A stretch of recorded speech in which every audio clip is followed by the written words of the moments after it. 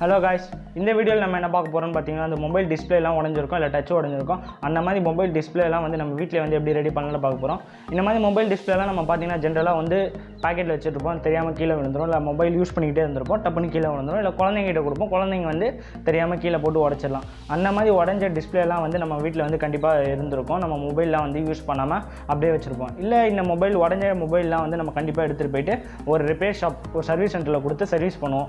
அந்த மாதிரி சர்வீஸ் பண்ணும்போது என்ன பண்ணுவாங்க, அவங்க எக்ஸ்ட்ரா சார்ஜ்லாம் வந்து நிறையா வாங்குவாங்க. ஸோ அதெல்லாம் வந்து நம்ம அவாய்ட் பண்ணுறதுக்காக நம்ம வீட்லேயே வந்து எப்படி இந்த மொபைலை வந்து நம்மளே ரெடி பண்ணலான்றது இந்த வீடியோவில் வந்து பார்க்க போகிறோம். இந்த வீடியோ வந்து கண்டிப்பாக வந்து எல்லாருக்கும் யூஸ்ஃபுல்லாக இருக்கும். இந்த வீடியோ உங்களுக்கு பிடிச்சிருந்துன்னா மற்றவங்களுக்கு ஷேர் பண்ணுங்கள். இப்போ நம்ம வந்து மொபைல் டிஸ்பிளே வந்து கழட்டி வேறு டிஸ்பிளே வந்து சேஞ்ச் பண்ணுறதுக்கு வந்து என்னென்ன நல்லா ப்ரொசீஜர்னு நான் ஃபஸ்ட்டு சொல்லிக்கிறேன். நீங்கள் இந்த ஸ்டெப்ஸ்லாம் ஸ்டெப் பை ஸ்டெப்பாக கரெக்டாக ஃபாலோ பண்ணிங்கன்னா நீங்களே வந்து உங்கள் வீட்டில் வந்து சேஞ்ச் பண்ண முடியும். பேட்டரி ஃபஸ்ட்டு எப்போவுமே வந்து பேட்டரியை தான் வந்து ஃபஸ்ட்டு ரிமூவ் பண்ணணும். ஏன்னா மொபைலில் வந்து நம்ம சர்க்யூட் வந்து ரன் ஆகிட்டே இருக்கும், பவர் சப்ளை போய்ட்டு இருக்கனால.